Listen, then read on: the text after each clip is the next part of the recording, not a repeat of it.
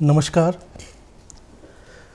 आज हमारे लिए खुशी की बात है कि आज देश के रेलवे और सूचना प्रौद्योगिकी मंत्री श्री अश्विनी वैष्णव जी हमारे बीच हैं। हमारे लिए खुशी इसलिए और बढ़ जाती है कि आपका राजस्थान से गहरा नाता रहा है और आप पाली में आपका जन्म हुआ, जोधपुर में पढ़ाई लिखाई हुई आपकी, और उसके बाद आपने विभिन्न प्रशासनिक और दूसरे पदों पर रहते हुए फिर राजनीति में आए। एक लंबा करियर रहा आपका। आपका राजस्थान पत्रिका में मैं स्वागत करता हूं। बहुत धन्यवाद। धनतेरस की और दीपावली की बहुत बहुत शुभकामनाएं। बिल्कुल, आपको भी बहुत बहुत शुभकामनाएं। वैष्णव जी, मैं ये जानना चाह रहा था कि भारत में ये कहा जाता है कि रेलवे नेटवर्क ब्रिटिश शासन में सबसे ज़्यादा शुरुआत की गई और आगे बढ़ा। उसके बाद जो भी सरकारें आई और उन्होंने अपने अपने तरीके से इसमें बढ़ोतरी भी की, वृद्धि की कुछ, लेकिन एक सेट पैटर्न पे आगे बढ़ती रही रेलवे। ख़ासतौर से भारतीय जनता पार्टी की सरकार का और आपका स्वयं का इस रेलवे को अब आगे किस दिशा में ले जाने का क्या सोच है आपका? मूलभूत परिवर्तन का कुछ ऐसा कुछ सोच है आपका? आपने एकदम सही कहा। एक लंबे समय तक रेलवे में बिल्कुल एक रूटीन तरीके से काम चल रहा था। 2014 में जब से प्रधानमंत्री श्री नरेंद्र मोदी जी ने देश का नेतृत्व संभाला, उन्होंने रेलवे में एक ट्रांसफॉर्मेशनल चेंज लाने की शुरुआत की। अगर आप देखें, 2014 से पहले प्रैक्टिकली रेलवे का बजट कुल मिला के जो इन्वेस्टमेंट चाहिए वो 40-42 हज़ार करोड़ के आसपास साल का होता था। इतने बड़े देश के इतने बड़े रेलवे नेटवर्क को कम से कम अगर कहें आप तो 1 लाख करोड़ साल का इन्वेस्टमेंट नहीं हो तब तक पटरियाँ बदलनी है, पटरियों को ब्रॉड गेज में कन्वर्ट करना है, नए स्टेशन बनाने हैं, एक अच्छी आधुनिक तकनीक से बनी हुई ट्रेन्स बनानी हो, सेफ्टी के लिए सिस्टम लाना हो, वो सब इन्वेस्टमेंट के बिना कुछ भी नहीं हो पा रहा था। 2014 में आते ही सबसे पहले मोदी साहब ने इन्वेस्टमेंट को बढ़ाया, 40-45 हज़ार से लेके सीधा 90 हज़ार पे लेके गए, और अभी रेलवे में करीब हर साल 1,37,000 करोड़ के आसपास का इन्वेस्टमेंट होने लगा है। तो ये जो परिवर्तन है, इन्वेस्टमेंट आया, साथ ही साथ विचार में परिवर्तन आया। कैसे? एक साधारण नागरिक भारतीय रेल में डेली करीब 2.5 से 3 करोड़ पैसेंजर ट्रैवल करते हैं। तो हर एक पैसेंजर का, हर एक हमारे जन जन की सुविधा के लिए सबसे पहले स्टेशंस का पुनर्निर्माण, अच्छे साफ़ सुथरे रखना उनको। दूसरा, ट्रेन्स, नए तरह की ट्रेन्स, नई तकनीक की ज़्यादा सुरक्षित ट्रेन्स, ज़्यादा कंफर्टेबल ट्रेन्स। तीसरा, सेफ्टी का सिस्टम। चौथा, किस तरह से सड़क से ट्रकों का भार कम होके रेल की तरफ ज़्यादा बढ़े, उसके लिए ज़्यादा से ज़्यादा पटरियाँ, फ्रेट कॉरिडोर। तो ये सब चीज़ें अब परिवर्तन में आई और अब उसका रिजल्ट भी दिखने लगा है। आप रेलवे को किस नज़रिए से देखते हैं? इसको एक कॉमर्शियल इंस्टीट्यूशनल मानेंगे या इसका काम लोक कल्याणकारी ज़्यादा है आपके हिसाब से? रेलवे की बहुत बड़ी सोशल ऑब्लिगेशन है। रेलवे अगर आप देखें तो रेलवे प्रैक्टिकली अगर हम इस पिरामिड में देखें तो हमारे लोअर इनकम के जितने भी लोग, जितने भी भाई और बहन हैं, उन जन साधारण के लिए रेलवे सबसे बड़ा साधन है।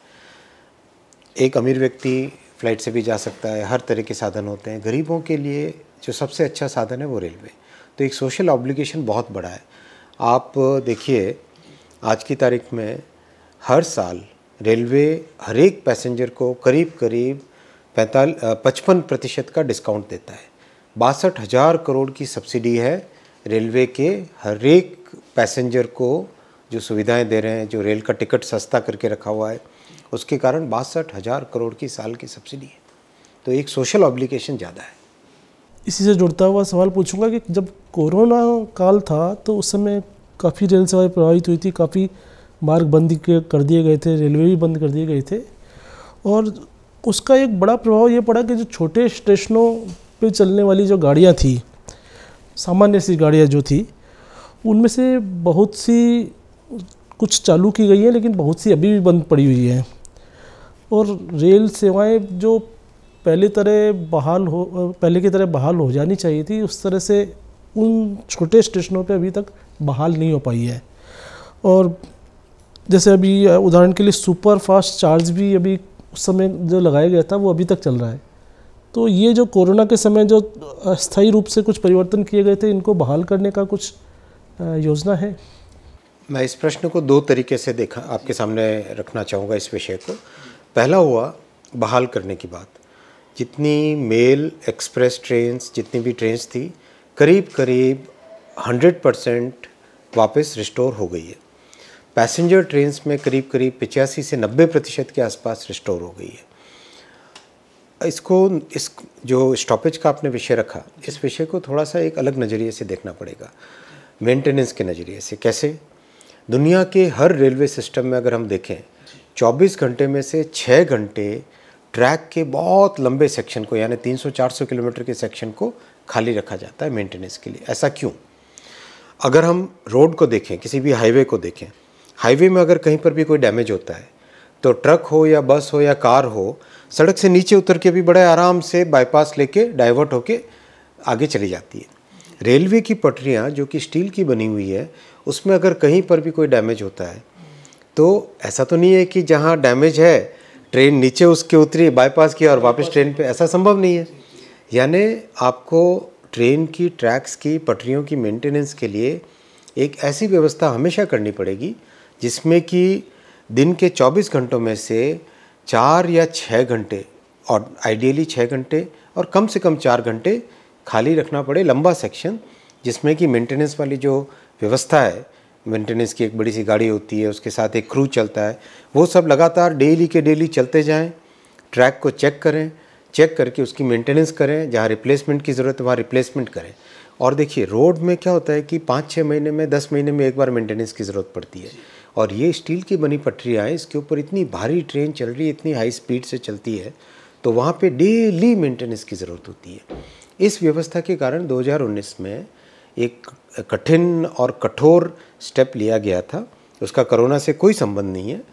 क्या स्टेप लिया गया था? IIT बॉम्बे को लगा के एक डिटेल्ड टाइम टेबलिंग एक्सरसाइज की गई थी, जिसको कहते हैं ज़ीरो बेस्ड टाइम टेबल। उस ज़ीरो बेस्ड टाइम टेबल के हिसाब से हर जगह, देश के हर एक पटरी के हर एक सेक्शन में 24 घंटे में से कम 4 घंटे और आइडियली 6 घंटे का फ्री टाइम मिले, जिसमें कि मेंटेनेंस की जा सके।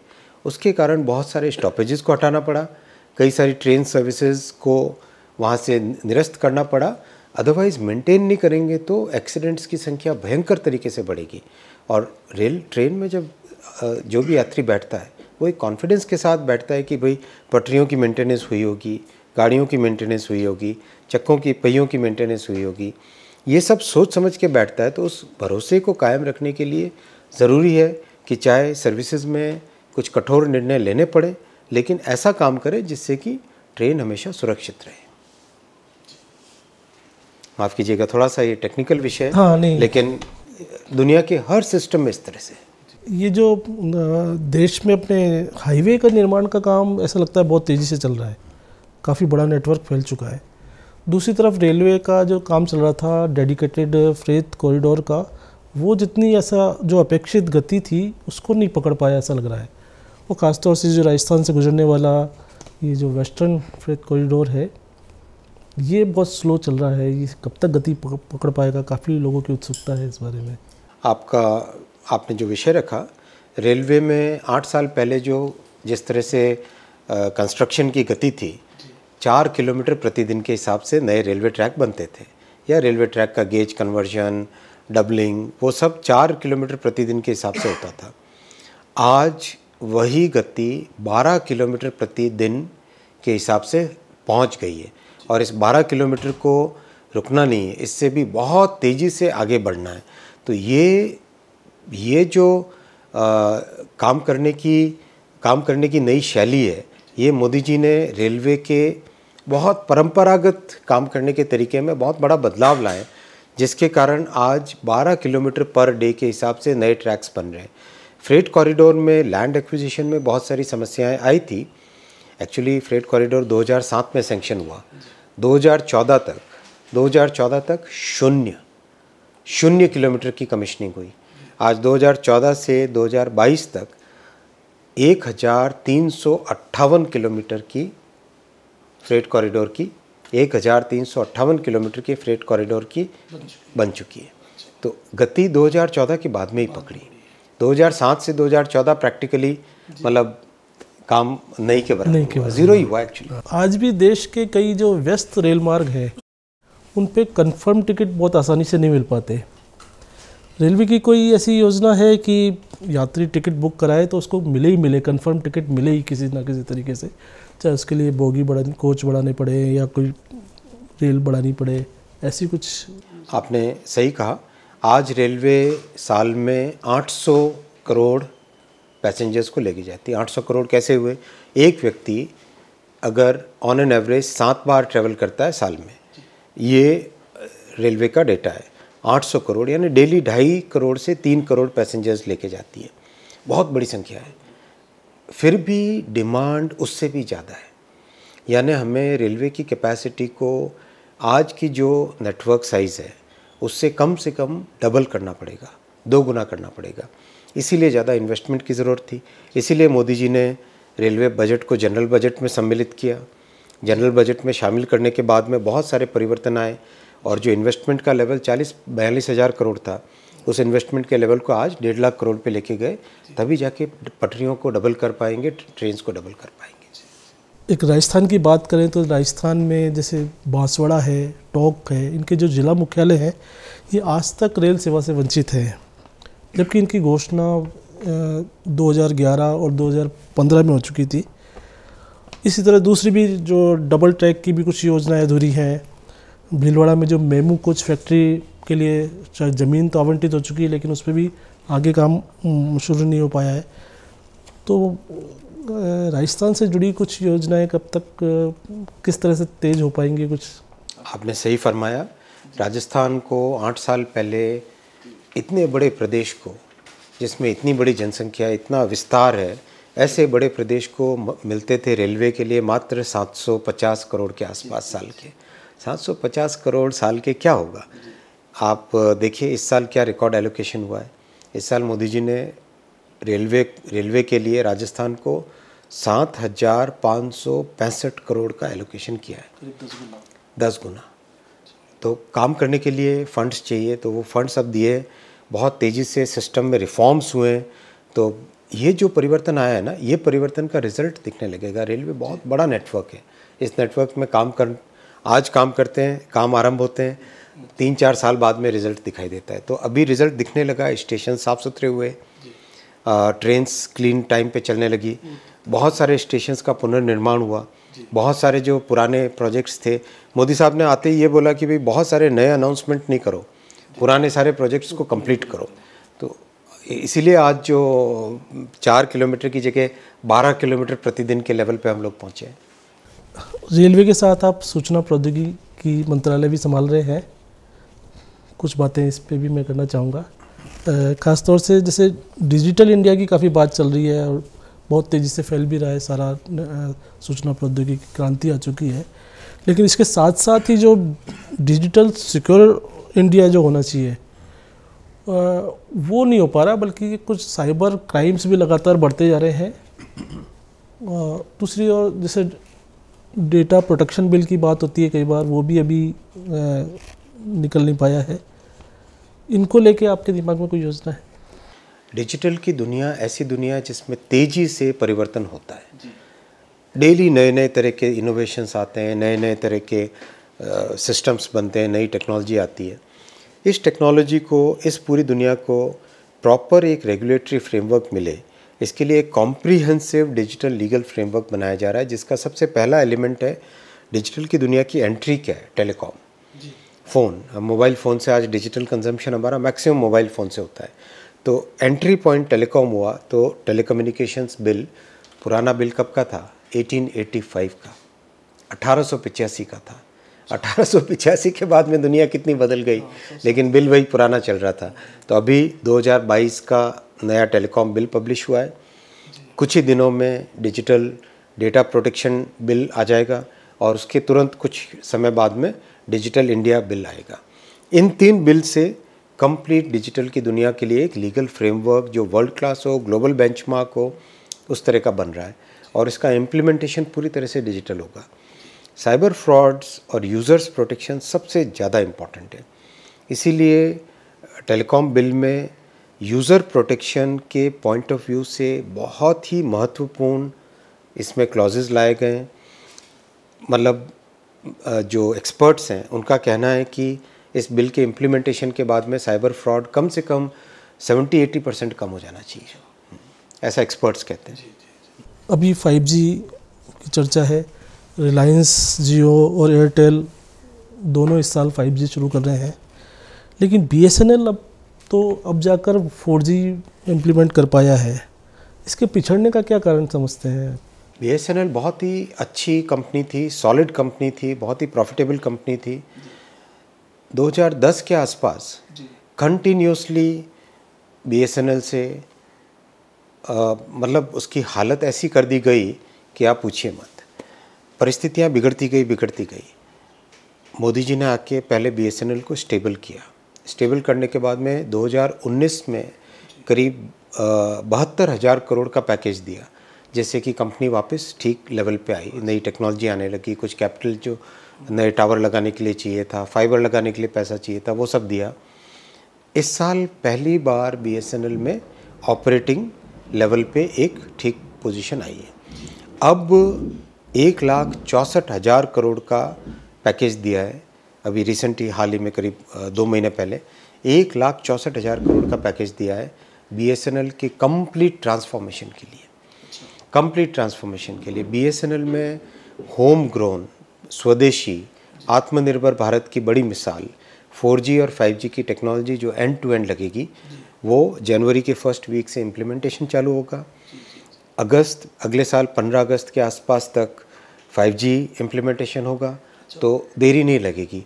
आप देखेंगे अगले 12 से 18 महीने के अंदर अगले 1.5 से 2 वर्षों के अंदर BSNL का कंप्लीट रिवाइवल होगा, कंप्लीट ट्रांसफॉर्मेशन होगा। एक जो आप नए टेलीफोन बिल की बात कर रहे थे, उसका ड्राफ्ट पब्लिश हो चुका है और ऐसा माना जा रहा है कि इसमें WhatsApp, Telegram, Zoom, Google Meet वगैरह इस तरह के जितने भी ऐप हैं, कॉलिंग और मैसेजिंग के जो ऐप हैं, उनमें शायद लाइसेंस लेने का प्रस्ताव रखा गया है। तो क्या लाइसेंस फीस भी ली जाएगी इनके लिए, और फिर उसका सीधा इम्पैक्ट कंज्यूमर पे तो आएगा ही, और ऐसा लगता है कि क्या ये कंज्यूमर से पैसा ज़्यादा चार्ज करने लग जाएंगे तो कुछ प्रतिगामी कदम न हो? बिल्कुल भी नहीं।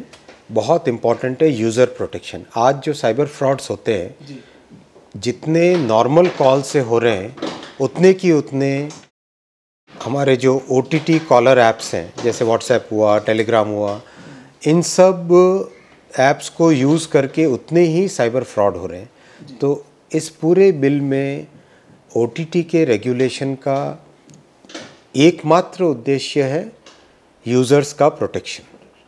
यूज़र्स प्रोटेक्शन बहुत ही इंपॉर्टेंट है। एक छोटा सा व्हाट्सएप मैसेज आता है कि भाई आपका कार्ड डिक्लाइन होने वाला है, आपका कार्ड ये हो गया, इस जगह पे क्लिक करें, और पता चला गरीब आदमी के 20,000 रुपये अकाउंट में इतना ही था, वो साफ़ हो गया। इसीलिए रेगुलेशन ज़रूरी है। हमारी मंशा लाइसेंसिंग की नहीं है, हमारी मंशा है यूज़र्स प्रोटेक्शन। कई बार ऐसा होता है, कुछ संवेदनशील मामले होते हैं तो पूरे शहर में, ज़िले में डिजिटल कर्फ्यू लगा दिया जाता है कि लोग संदेश का आदान प्रदान नहीं कर सके, अफवाह नहीं फैल सके। इसलिए ये प्रवृत्ति आजकल सरकारों की, राज्य सरकारों की खासतौर से बढ़ती जा रही है। लेकिन जब भी डिजिटल कर्फ्यू लगता है तो जो ज़रूरी ऐप है, किसी को रिजर्वेशन कराना है, किसी को कुछ और काम है, परीक्षा का फॉर्म भरना है, वो सारे काम भी रुक जाते हैं और फिर आगे बहुत दिक्कत आती है। तो कोई ऐसा तरीका है कि जन उपयोगी जो ऐप हैं वो इस डिजिटल कर्फ्यू के समय बंद नहीं हो?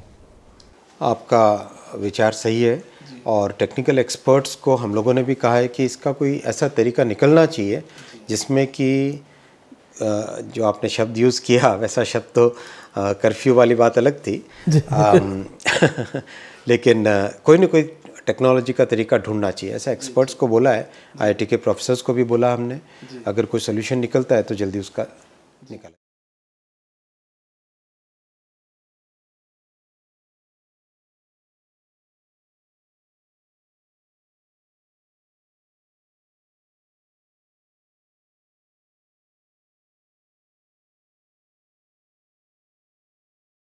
काफ़ी अच्छा उपयोग हुआ है। बल्कि कई ऐसे बच्चे, जिन बच्चों मान लीजिए ट्रेन में जा रहे थे, अचानक पेरेंट्स से बिछुड़ गए, जैसे ही आधार वाले सिस्टम पे अपना थंब इम्प्रेशन देते हैं, फिंगर्स का इम्प्रेशन देते हैं, तुरंत उनका एड्रेस सामने आ जाता है।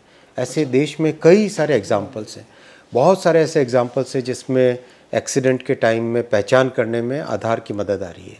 तो इसका उपयोग बहुत अच्छे तरीके से होता है। हर जगह ये सावधानी भी रखनी पड़ रही है कि डेटा प्राइवेसी वाला जो एंगल है उस इश्यू का भी ध्यान रखा जाए। इन सबको बहुत ध्यान में रख के आधार का उपयोग हो रहा है, लेकिन इसका उपयोग बहुत अच्छा हो रहा है। अब एक दो राजनीति पे थोड़ा सा बात करना चाहूँगा।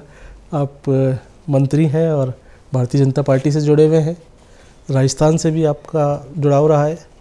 राजस्थान में आप देख रहे होंगे कि मैं नहीं कहता कांग्रेस में ही, कांग्रेस बीजेपी दोनों में यहाँ पे गुटबंदी थोड़ी हावी है। गुटों में ऐसी दोनों पार्टियाँ बटी नज़र आती हैं। मुख्यमंत्री के लिए भी दोनों ही पार्टी में बात करें तो आम लोगों को तो ये मानना है कि कई चेहरे सामने आते हैं, सब अपने अपने दावे करते हैं। आपसे ये भी पूछना चाहूँगा कि क्या आप भी ऐसा लगता है कि राजस्थान की कमान संभाल सकते हैं? देखिए, कांग्रेस में व्यक्तिवाद रहता है, व्यक्तियों के हिसाब से गुट रहते हैं। हर व्यक्ति सोचता है कि वही बड़ा है नेता, उसके हिसाब से उसके साथ लोग जुड़ते हैं, उस तरह से।